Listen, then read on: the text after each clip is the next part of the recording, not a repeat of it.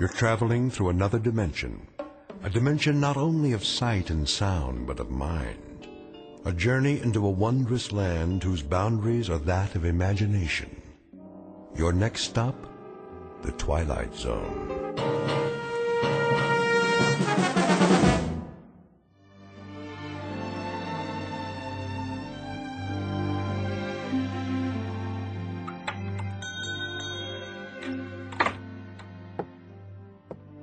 Morning, Mr. Castle. Hello, Ned. Any mail today? Got it right here. Where's my registered letter? Registered? Oh, I didn't see one. The one that says I won the Publisher's House sweepstakes. Oh, well, I'll keep an eye out for it. I entered that one myself. Instead, I get only bills. Yeah, the check's in the mail, Mr. Castle. Say, maybe tomorrow, huh? Maybe. See ya.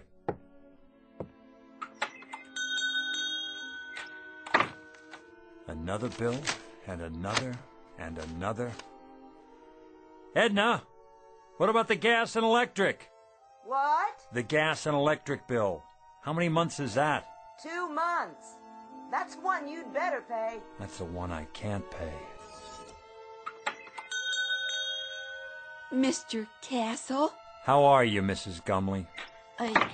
Just fine, Mr. Castle. Good. Glad to hear it. How have you been? Oh, can't complain. Been having a lot of rain, haven't we? What? Oh, yes. Quite a bit of rain for this time of year. Well, it's good for the flowers. How's that? Good for the flowers. The rain, that is. Yeah, very good for flowers.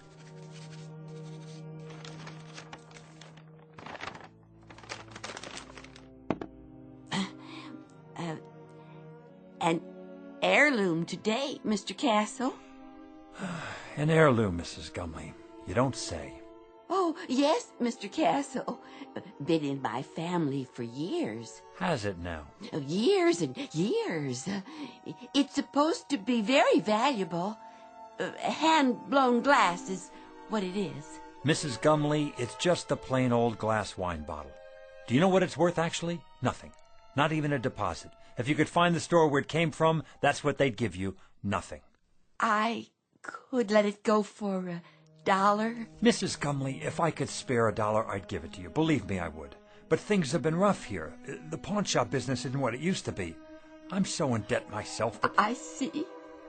Wait a moment. Yes.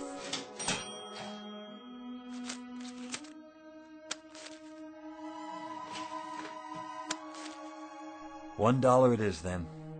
I wish it could be more, Mrs. Gumley. I really do. God bless you, Mr. Castle. I could kiss you. Stop that now. It's nothing. You're a wonderful man. Good luck to you.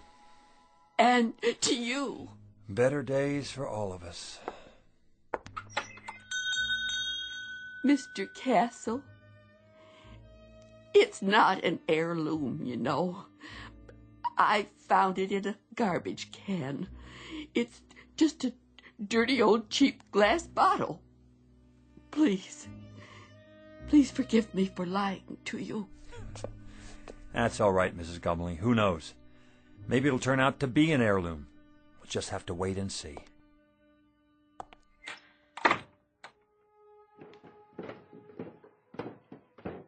Who was that? No one. It sounded like Mrs. Gumley. Then I heard the cash register. What did you buy this time? Edna. Oh, a bottle. Gorgeous. She said it was an heirloom. Is that right? She has to eat, doesn't she? And you don't? That's not the point. Arthur, we're a couple of weeks away from bankruptcy. Don't you think I know that? Then you'd better start rubbing that bottle and pray, Arthur. Pray that a genie appears, because that's about the only hope we have left. Oh, Edna. Edna, please.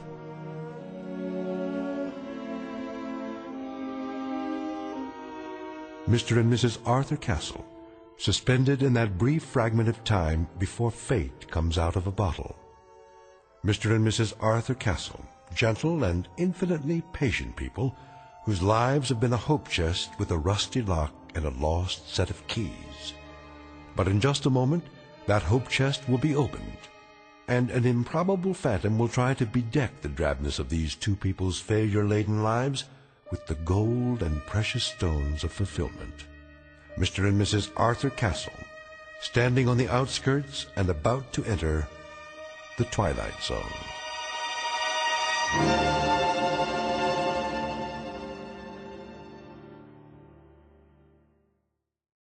And now, The Twilight Zone, and our story, The Man in the Bottle, starring Ed Begley, Jr., with Stacy Keach as your narrator.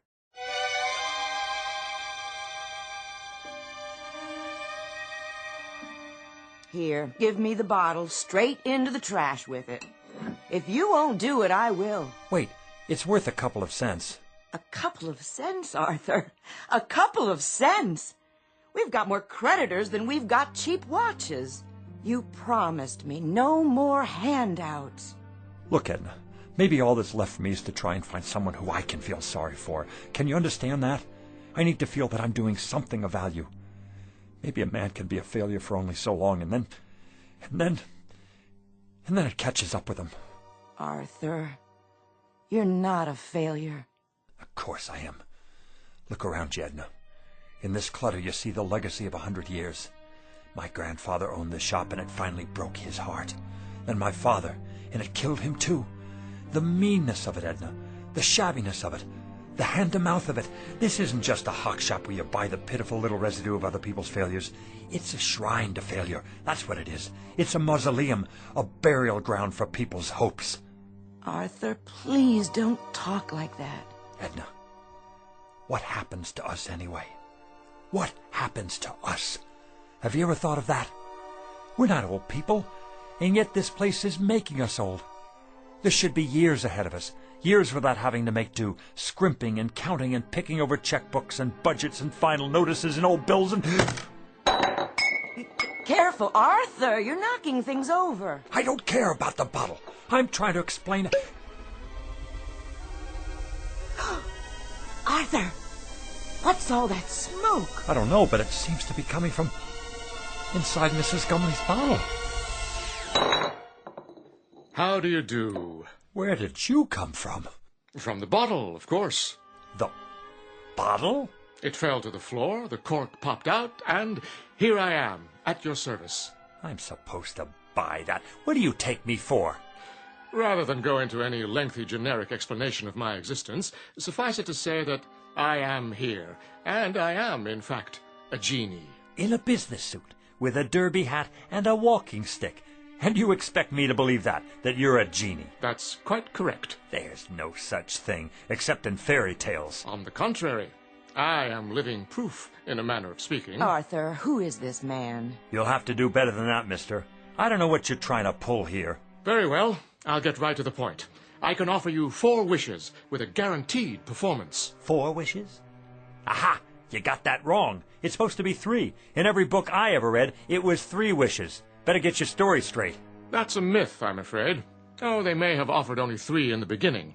But for some time now, 4 has been the operant number. Some considerable time. It's proven to be the most effective option. Think about it. Too few, and a person may waste the opportunity of a lifetime, so to speak. Too many, and, well, the possibilities can get out of hand. Frivolous, in other words. The opportunities tend to cancel each other out, if you see my point. You've got your answers down, I'll give you that. I think I better sit. Well, Mr. Castle, Mrs. Castle, what do you have in mind? Arthur, I don't understand. What's happening here? Don't worry, Edna. The bottom line is he's a con man. He has to be. But I see him. Don't you? I don't know what I see. Could be some kind of hypnotist or something. Remember that guy on television? He made an elephant disappear. Child's play. Smoke and mirrors. You're telling me you're not a magician? Nothing of the sort. I grant 4 wishes to the owner and then go back inside the bottle for a century and a day. 100 years. Inside a bottle. Plus 1 day. A nice touch, don't you agree?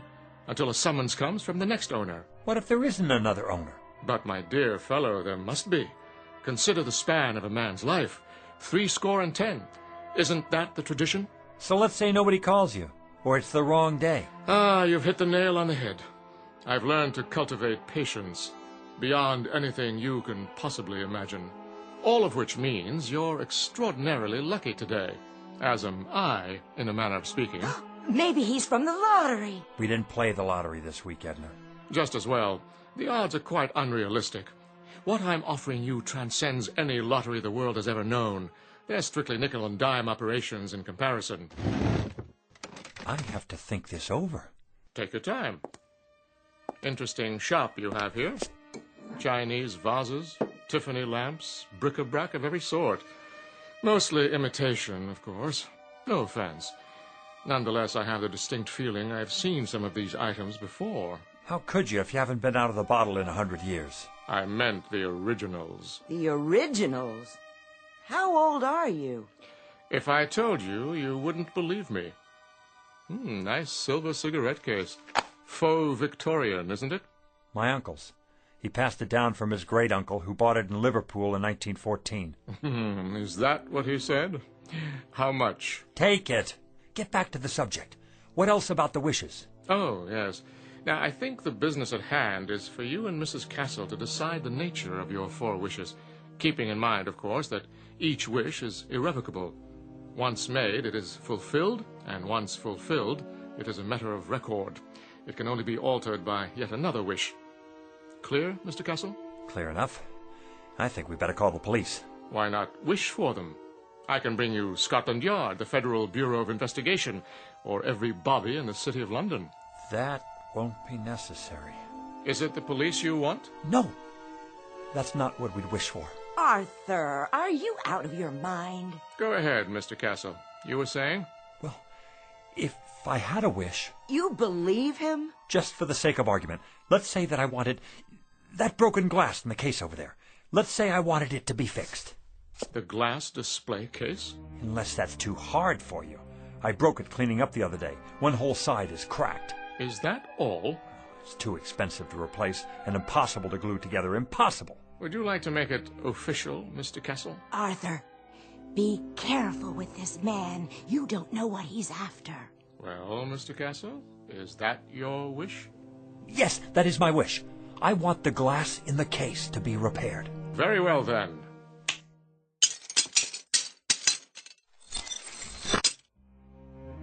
Am I dreaming? It's a magic trick. It has to be. No, you're not dreaming, Edna. I see it too. It's like new. How did you do that? Next.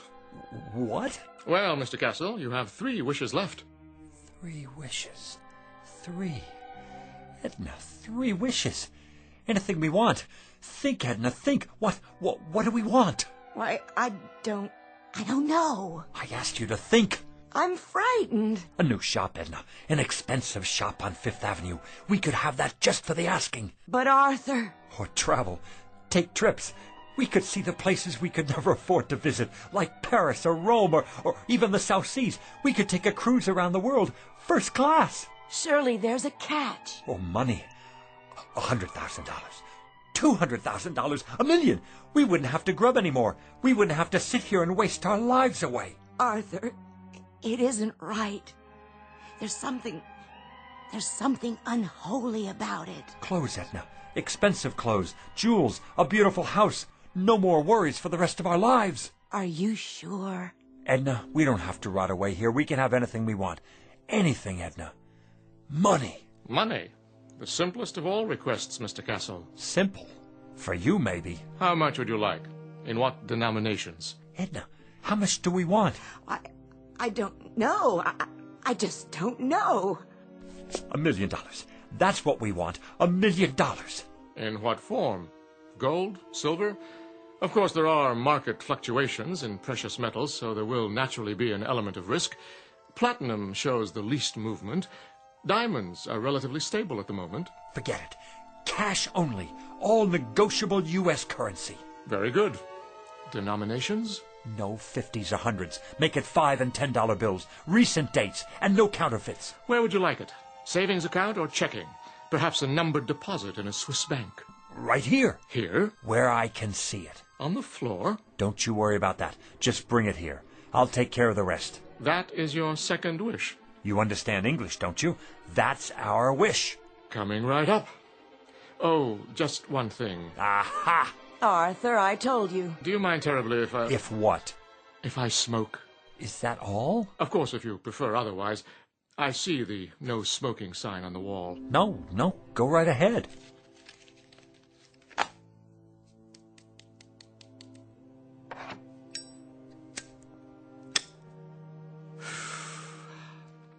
Very well. Now then, Mr. Castle, where were we? Ah, yes, I was about to say, ask and you shall receive. What's that? Where's it coming from? What is it? It's money. Look at it. A rain of money. Edna, $1 million, Edna. $1 million.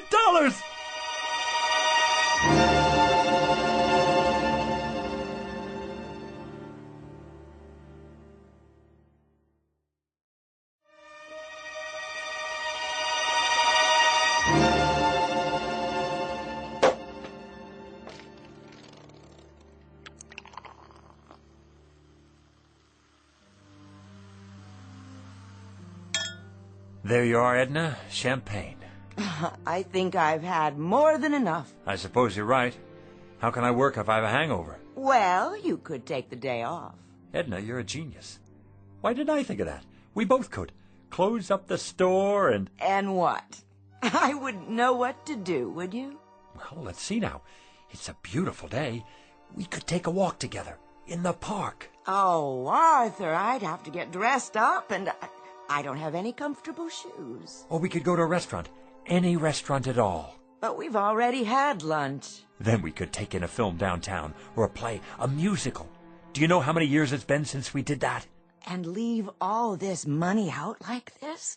I don't think that would be a good idea. So, we're prisoners here. We can't go anywhere, do anything, for fear that someone might steal it from under our noses. What good is it? Oh, Arthur, we can put it in the bank. That's tomorrow. The bank's closed now. Unless... What are you thinking? Call your brother on the telephone.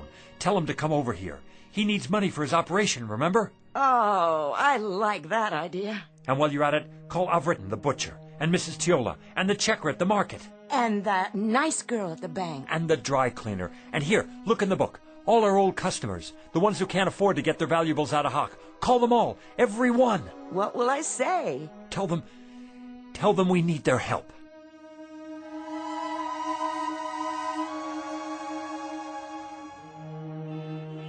It's a miracle, that's what it is. I couldn't believe it when they called. Where did they get it all? They're such wonderful people. And so generous, too. Hey now, what's going on here? Hello, Officer McLaurin. The line's halfway down the street. Yes, it certainly is. Are they having a fire sale in there or what? It's that nice Mr. Castle and his wife. What about them? They're redeeming things. What things? All kinds of things, as long as you've got your pawn ticket. Even if you don't, they remember. They're redeeming us. That's what they're doing. It's the loveliest gesture I've ever seen. Hi there, Mrs. Gumley. Beautiful day. Indeed it is. Your turn, Mrs. Gumley. Go on in. Hold on. Where'd you get that fistful of money? Right inside, officer. From Mr. and Mrs. Castle, bless their souls. What are they doing, running numbers? Nothing like that. Strictly legit. You're telling me they gave it to you? Sure did. Enough to pay off their tab at the butcher shop and then some. Plus the next 10 years in advance. And whereabouts did they get this bankroll? Don't ask me. But their ship sure must have come in big time. The horses, was it? Or the lottery? I heard it was the sweepstakes that came in the mail. No, it was their cousin. He died and left them a fortune. Well, we'll just have to see about that. They're not breaking any laws. I haven't had my turn yet. You're not going to arrest them, are you? Maybe not, but I'll keep a close eye on the situation. In the meantime, I know someone who might be real interested in all this.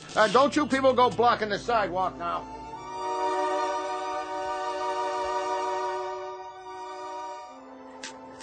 Here you go, young man. Pay off that mortgage now. I will. And then go have yourself a ball. You and your lovely wife. I don't get it. Why are you doing this? Do I need a reason? Every time I come in your gas station, you look under the hood. Oh, that's nothing. Check the air and the tires, all of it, without my asking. I say that's worth something. It's worth a lot these days. Oh, thanks, Mr. Castle. Bye now. Who's next? Mrs. Gumley, how are you? Very well, thank you. Here, you take this now. I want you to have it. So much. Don't you worry about it, Mrs. Gumley. Anything you need, anything at all, you come to us. There's more where that came from. For you, plenty more. God bless you both. Here you are, Reverend. It's honest money. You can get the church painted. Oh, that would be so nice for the parishioners. I know how long you've been taking up collections. Yes, but I'm afraid it's never enough. Well, it is now. Consider it done. Well, thank you. I'll consider it a donation. But why are you giving me this money, Mrs. Castle? Why? Because you're so bright and cheery every time I'm in the market. Oh, Mrs. Castle, thank you. You put this in the bank now for when you get married. And for you, Mr. Jacks? And you too, Mrs. Tiola. You have a nice day now.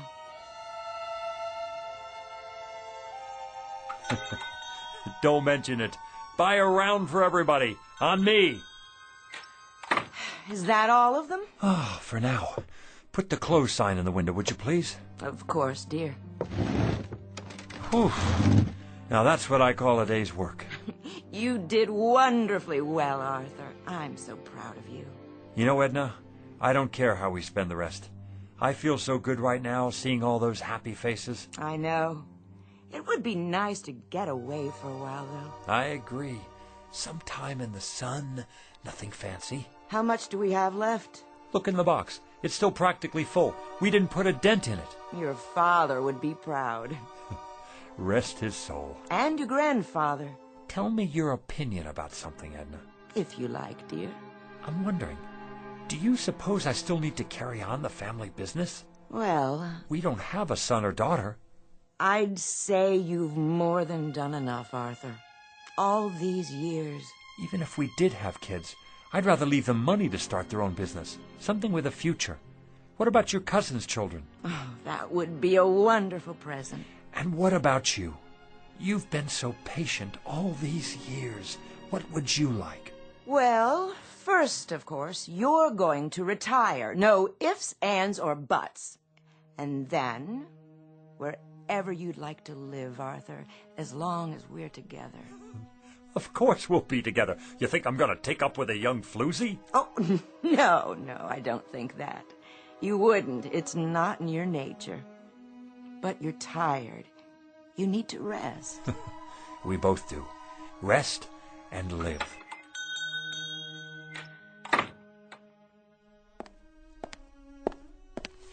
Yes.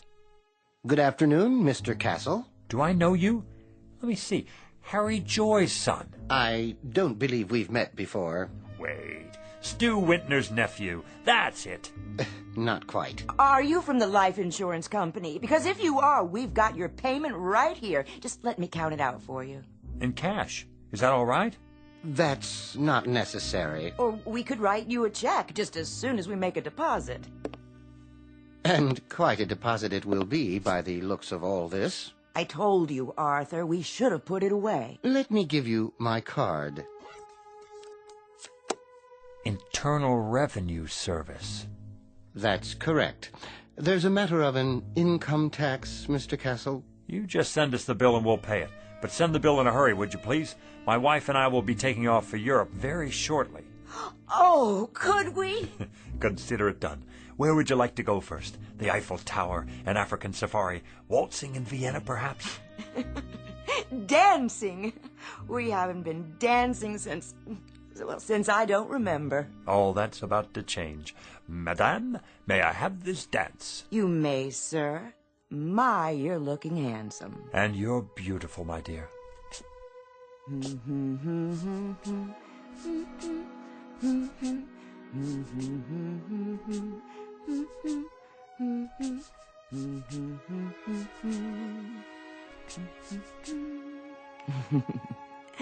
Such a good dancer.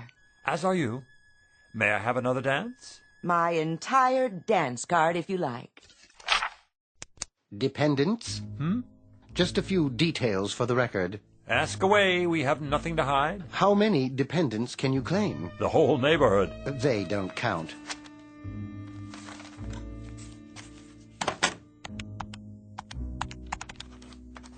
Wait. What's that figure? The one you just wrote down? Beginning with a sum of $1 million, taxed on the basis of a husband and wife, using the standard deductions and taking into account unpaid back taxes, approximately $907,000. That's how much I have left? Good! Fabulous! That's how much you owe the government. I beg your pardon? In addition, there's a state income tax involved, which, using thumb rule, would come to a rough figure of $35,000. You mean hundreds, don't you? Then there will be a matter of a 5% penalty. For what? If you fail to file a declaration within 30 days of today's date, but I'm sure you won't let that happen. The whole thing will amount to about, roughly, mind you, let's see here, $942,640. Arthur, we've given away a lot of money already. I'll figure out how much.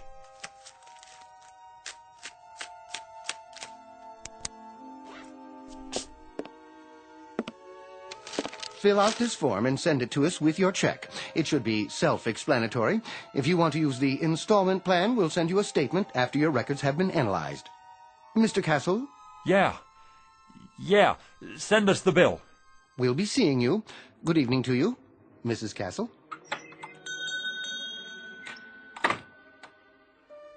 I wonder if we can appeal it. Help me, Edna. You take this pile. 76, 77, 78... Oh, Arthur, where's the genie when we need him?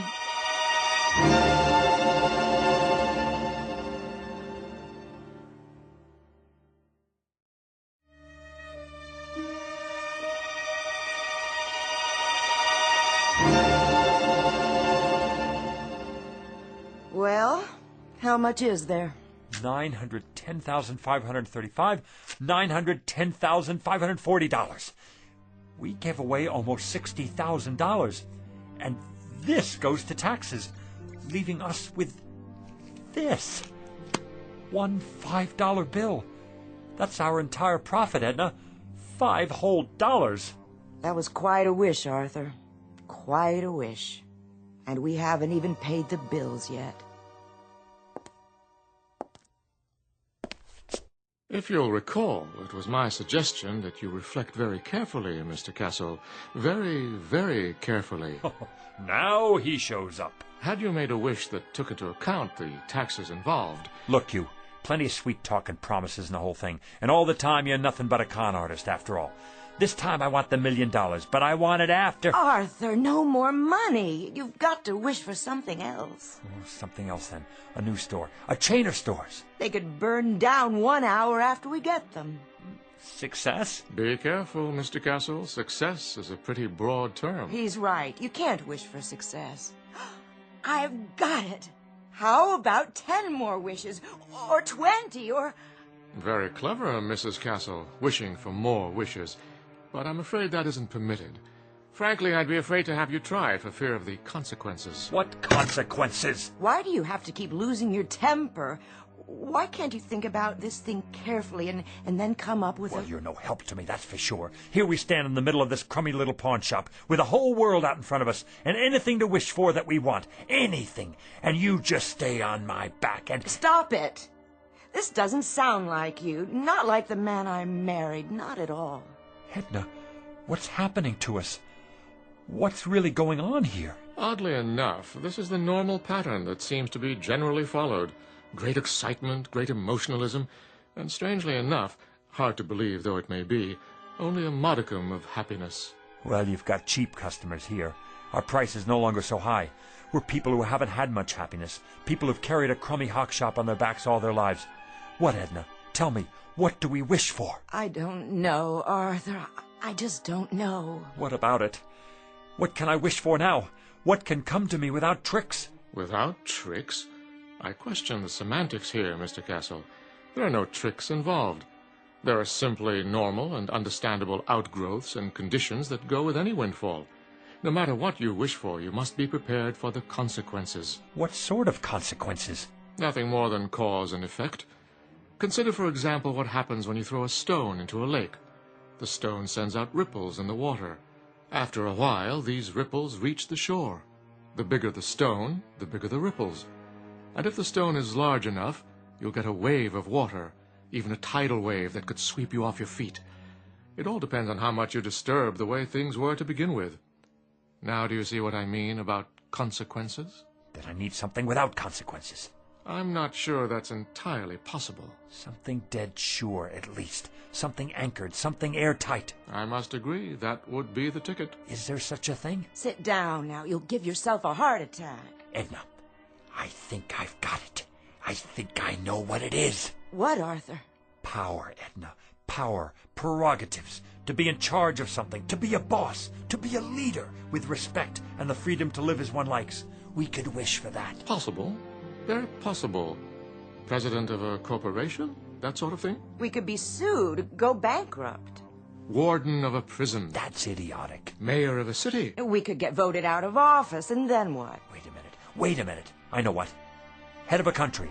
Ruler of a whole country, that's it. Who can't be voted out of office. What about it, Genie? I want to be the head of a country who can't be voted out of office. Is that your wish? Do you want to be more specific than that? Hold on. Let me give it to you this way. I want to be the head of a foreign country who can't be voted out of office. But it must be a major country, well known, not some poverty-stricken third world place, and not in ancient times either, in modern history. How do you define modern? Within my lifetime, and developed.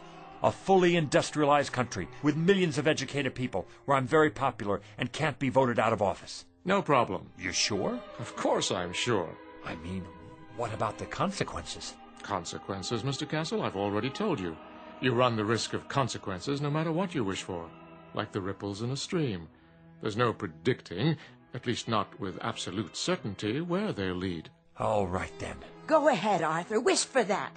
The thing you said. I want to be the head of a foreign country, just as I've described it. Now it's your turn, Genie. Take over. As you wish, Mr. Castle.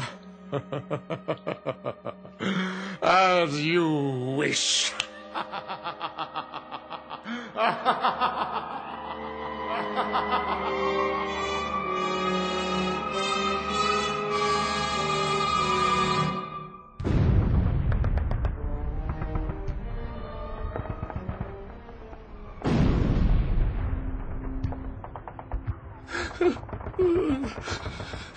You'll forgive me, sir. Yes? I have not slept in 3 nights now, but the situation is as I described. The first Ukrainian army has cut us off from the south. There's no sign of Wenk's reserve army. There is no reserve army. We are simply doomed. There is no hope for us. From now on, it is just a mass suicide. Did you hear what I said? They are already in Berlin. What about it, Führer? Führer? What do you want to do? Why do you call me that name? Here is what you asked for. Very quick and very painless, mein Führer. And we have the gasoline for you and Fräulein Braun when you're finished. Head of a country. Can't be voted out of office. It's the end of the war and I'm in a bunker and I'm Heil Hitler! It's almost the end. I've given them the poison. They'll take the bodies out into the courtyard and burn them when it's finished. Have the gasoline ready. I won't take the poison. I wish I were back where it all started. I wish I were Arthur Castle again.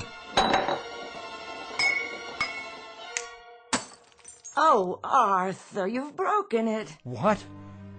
Broken what? The bottle Mrs. Gumley brought in. Why, I have, haven't I? Not poison, an old wine bottle. Let me sweep it up for you. I can do it. It had no value anyway. No, No value at all. I'm here. My final wish. I'm really here now. Where is he? Where is who? You know who I mean. The... And why would he be here? You've had your 4 wishes, remember? No, yeah. Well, I guess I'm a 4-time loser. What do you expect? I just wish he doesn't come back. I wish... There you go, wishing again. Right. Why should I? Why did I? Look at what we have here, Edna. We have a business that's been in my family for 3 generations. And each other. We have each other. I'm going to stop wishing for a while. You know, Edna, I can't afford a brand new life. Neither can I. I think I'll just give the old one a new paint job. You know something, Arthur? I think that's a very good idea. What is it? Look, your first wish, the glass case, it's not broken. It's still repaired. So we came out ahead after all. Nothing's ever a complete loss, is it? Careful, Arthur, with the broom handle. Well, we were ahead. Now you have more glass to clean up. You know something? I don't mind cleaning up any of it. Not at all. In fact, not at all.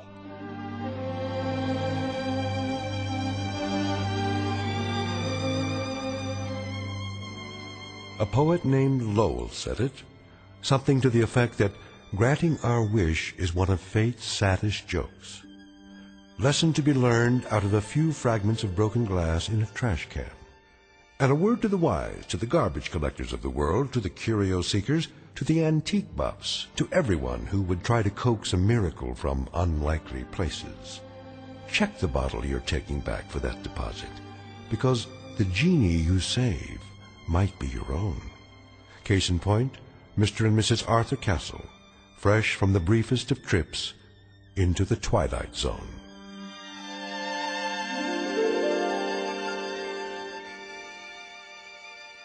Back to the Twilight Zone after these brief words. You are about to enter another dimension, a dimension not only of sight and sound, but of mind, a journey into a wondrous land of imagination. Next stop, the Twilight Zone. Hi, this is Stacy Keach. I'd like to take a moment to tell you about our Twilight Zone website at twilightzoneradio.com. At twilightzoneradio.com, you'll find the latest information on these Twilight Zone radio dramas, including behind-the-scenes photographs, plus the newest product releases, trivia contests, ways to contact us, other Twilight Zone-related info and merchandise, plus links to other fascinating websites. So make your next stop twilightzoneradio.com. Visit twilightzoneradio.com to purchase these Twilight Zone radio dramas on cassette and CD, or call toll-free 1-866-989-ZONE. That's 1-866-989-9663.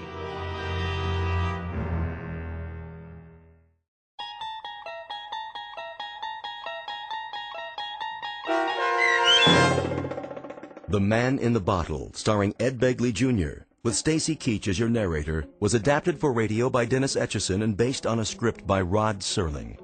Heard in the cast were Linda Ryder, David Darlow, Guy Burrill, Rosalind Alexander, Richard Hensel, Rich Komanek, Carl Amari, Diane Trice, Irene Olson, and Richard Shafson.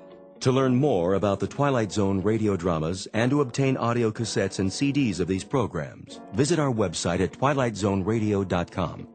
The producers of The Twilight Zone wish to thank CBS Enterprises, Carol Serling, Dennis Etchison, Dick Brescia Associates, Claire Simon Casting, Terry Jennings, XM Satellite Radio, the American Forces Radio and Television Service, Sirius Satellite Radio, our sponsors, and our radio affiliates for helping make this series possible. This copyrighted radio series is produced and directed by Carl Amari and Roger Wolski for Falcon Picture Group. Doug James speaking.